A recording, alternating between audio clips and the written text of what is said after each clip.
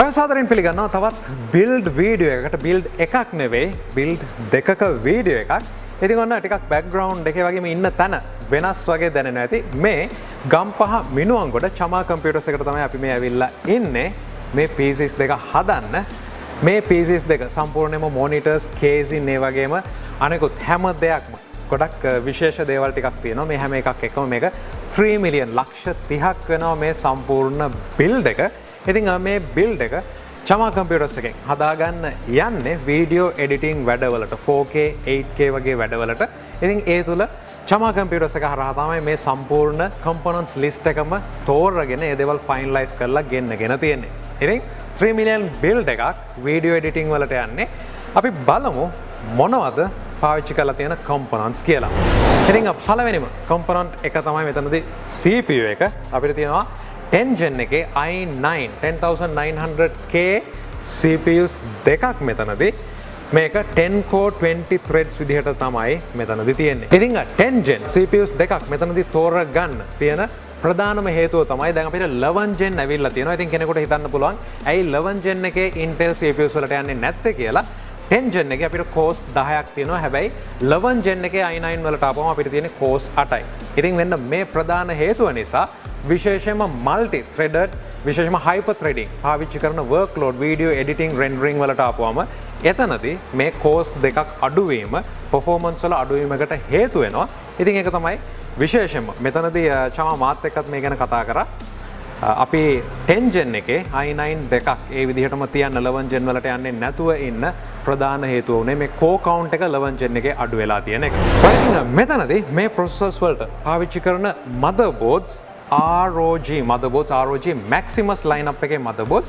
මෙතනදී ROG Maximus වලට ආපුවම අපිට තියෙනවා Maximus 13 Hero එක සහ Maximus 12 කියන motherboard දෙක.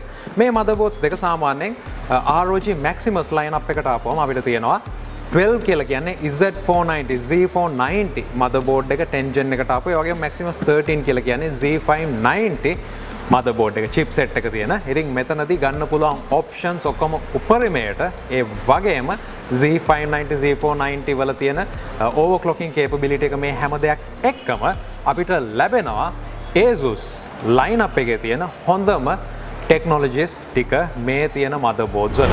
system දෙකේ එක RAM එකක් විදිහට අපි ගන්නවා Team Force brand එකෙන් Delta 16GB sticks 4ක්. එතනදී සම්පූර්ණ 64GB configuration එකක් එක PC එකකට මෙතනදී ලැබෙනවා. ඒ වගේම තමයි අනිත් PC එකට අපි ගන්නවා G-Skill 128GB kit එකක්. ඉතින් මේ විදිහට තමයි මේ system දෙකේ RAM configuration එක තියෙන්නේ. ඒ වගේම මේ 10 Gen i9 10900K CPUs cool කරන්න අපි පාවිච්චි කරනවා මෙතනදී චමා කම්පියුටර්ස් එකෙන් තෝරගෙන තියෙනවා Ryzen 360 cool එක. මේකෙන් coolers දෙකක් අපි පාවිච්චි කරනවා. මේ එක්කම මේ system එක power up කරන්න පාවිච්චි කරන power supply ගැන කතා කරන්න කලින් අපේ graphic card දෙක වෙන්නේ 3080 සහ 3090 ROG Strix brand එකේ graphic card දෙකක්. මෙතනදී 3090 card එක 24GB VRAM එකක් තියෙනවා. ඉතින් විශේෂයෙන්ම මේ වගේ කාඩ් එකක් පාවිච්චි කරනවා නම් මේක ගේමින් කාඩ් එකක් කියලා කිව්වට ගේමින් වලට ඇත්තටම 24GB වැඩි VRAM එක. නමුත් 8K වගේ ඔයගොල්ලෝ එඩිටිං වලට පාවිච්චි කරනවා නම් එහෙම නැත්නම් 4K පැනල්ස් කීපයක් ඔයගොල්ලෝ පාවිච්චි කරනවා නම් එතනදී මේ 24GB කාඩ් එකක් පාවිච්චි කරන්න පුළුවන්. මේ දේවල් එක්ක අපේ සිස්ටම් එක පවර් අප් කරගන්න පාවිච්චි කරනවා ROG Top lineup එකේ 1200 watt power supply දෙකක්. ඉතින් මේක බලපු ගමන්ම මම අහපු දෙයක් තමයි ඇයි මෙච්චර ලොකු power supply වලට යන්නේ කියලා. මොකද දැන් තියෙන computers components එන්නම power to performance ratio එක වැඩි වෙනවා. ඒ කියන්නේ අඩු power එකක් ගන්න ගමන් වැඩිපුර perform කරන්න තමයි දැන් හදන්නේ. ඉතින් සාමාන්‍ය ඕනම system එකකට 850 watt වගේ power supply එකක් max out limit එකක් කියලා කියන්න පුළුවන්. එතනින් එහාට ගිහිල්ලා 1200 එකක් තෝරගද්දි power එක වැඩියෙන් යන්නේ නැහැ. system එකට ඕන කරන power එක තමයි යන්නේ. හැබැයි එතනදී තියෙන දේ තමයි ඉස්සරහට expand කරනවා නම් ඔයාට මේ වගේ power supply එකක් තෝරන්න පුළුවන්. එතනදී අලුතෙන් එන දේවල් වලදී වැඩිපුර power එක power to performance ratio එක මෙච්චර වැඩි වෙන්නේ නැහැ. ඉතින් කොහොම වෙතත් safe side එකේ ඉන්න මේ build එකට අපි 1200 watt power supply දෙකක් පාවිච්චි කරනවා. ඉතින් මේ දේවල් එක මේකේ SSDs වලට ආපුවම අපිට SSD පහක් තියෙනවා. Samsung 980 Pro SSD පහක්. ඉතින් මේක සිස්ටම් එකේ boot drive වලට දෙකක් යනවා. ඒ වගේම තමයි සිස්ටම් එකේ cache වලට video editing වලට යද්දි 4K 8K කියලා කියන්නේ cache drive එකක් වෙනම තියාගන්න එක ගොඩක් හොඳයි. ඒ වගේම තමයි එක සිස්ටම් එකක මෙතනදී තව වැඩිපුර එක SSD එකක් පාවිච්චි වෙනවා. projects backup එකක් temporary විදිහට backup එකක් තියාගන්න. ඉතින් මේ දේවල් එක්ක මෙතනදී මේ editing කියන දේට ආපුවම ලොකු ෆයිල් සයිසස් එන්නේ. මේවා විශේෂයෙන්ම එහාට මෙහාට අරගෙන යන්න ඕන වුණොත් ඒකට වෙනම ප්‍රොඩක්ට් එකක් මේ වෙනකොට අරගෙන තියෙනවා. ඒකටත් වෙනම SSD දෙකක් තියෙනවා.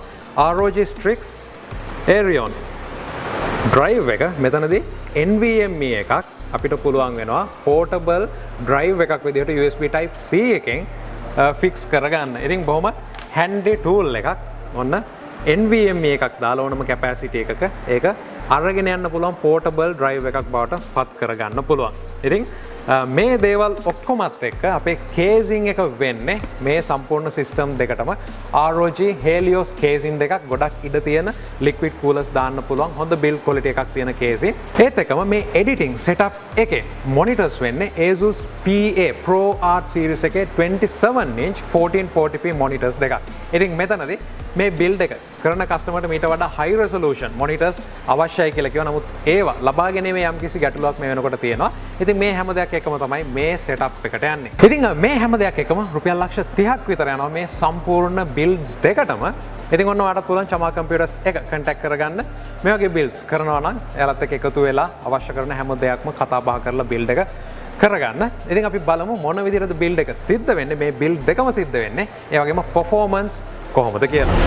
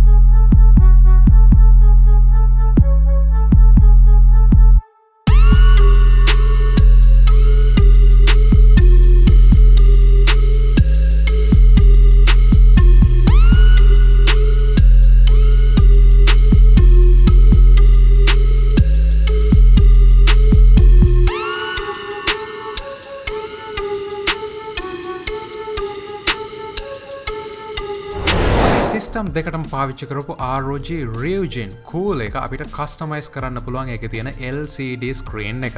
ඉතින් මෙතනදී අපේ සිස්ටම් එකේ ටෙම්පරේචර් එක ඒ වගේම යූසේජ් මේ හැම දෙයක්ම අපිට ඩිස්ප්ලේ කරන්න පුළුවන් මෙතනදී කස්ටම් විදිහට ඒත් එක්කම අපිට එනවා ඇනිමේෂන් පැක් එකක් ROG ලෝගෝ එකත් එක්ක. ඒ වගේම තමයි අපේම කස්ටම් ලෝගෝ එකක් ලෝගෝ ඇනිමේෂන් එකක් ටෙක්ස්ට් එක මෙතනදී දාගන්නත් පුළුවන්. ඊළඟට අපි ප්‍රීමියර් ප්‍රෝ ටෙස්ට් එක මේ සිස්ටම් එකේදී රන් කරලා බලුවා. ඉතින් මේක ඔයගොල්ලන්ට පල්හැඩ ඩිස්ක්‍රිප්ෂන් එකෙන් ඩවුන්ලෝඩ් කරගෙන ඔයාලගේ ප්‍රීමියර් තුලත් ඔයාගේ සිස්ටම් එක ටෙස්ට් කරලා බලන්න පුළුවන්. මේකේ තියෙන 4K ප්‍රොජෙක්ට් එක අරහා බොහොම පහසුවෙන් ස්ක්‍රබ් කරන්න ඒ වගේම ප්ලේබැක් කරන්න අපිට පුළුවන් වුණා. ඒ වගේම රෙන්ඩරින් වලදී අපිට බලා ගන්න පුළුවන් අපේ i9 10900K CPU එක වොට් 156ක උපරිම පවර් එකක් ලබා ගන්නවා. ඒ වගේම අපේ Ryujin cool එක CPU එක සෙල්සියස් අංශක 72ක cool එකක temp එකක තියාගෙන ඉන්නවා. ඊටමත් හොඳ නම්බර් එකක් කියලා මෙතනදී කියන්න පුළුවන්. මේ දේවල් එක ඊළඟට අපි Cinebench එක හරහා ටෙස්ට් කරලා බලුවා, කම්පෙයාර් කරලා බලුවා 3080 සිස්ටම් එකේ ස්කෝ එක. මෙතනදී අපිට 5997ක ස්කෝ එකක් තමයි ලැබෙන්නේ අපේ 3080 සිස්ටම් එකේ. 3090 සිස්ටම් එකේ අපිට ලැබෙනවා Cinebench ස්කෝ එක 6089ක් විදිහට. ඉතින් සිස්ටම් දෙකම identical RAM එක සහ graphic card එක විතරයි මෙතනදී වෙනස් වෙන්නේ.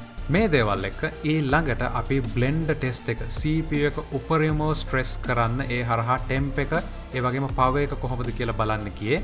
මෙතනදී අපි 10 core 20 thread i9 10900K එක වොට් 200ක උපරිම බලයක් ගන්නවා. ඒ වගේම තමයි Ryujin cool එක හරහා සෙල්සියස් අංශක 76ක උපරිම temp එකකට මෙතනදී යනවා. ඊටමත් හොඳ temp එකක් කියලා කියන්න පුළුවන්. ඉතින් මේ විදිහට ඔයාලටත් පුළුවන් Chama computers එක හරහා ඔයාගේ dream build එකත් හදාගන්න, ඔයාගේ workstation එකත් හදාගන්න. දැන් screen එකේ numbers තියෙනවා. ඒ වගේම පල්ලෙහා description එකෙත් අදාළ කරන විස්තර තියෙනවා Chama computers එකත් එක්ක සම්බන්ධ වෙන්න.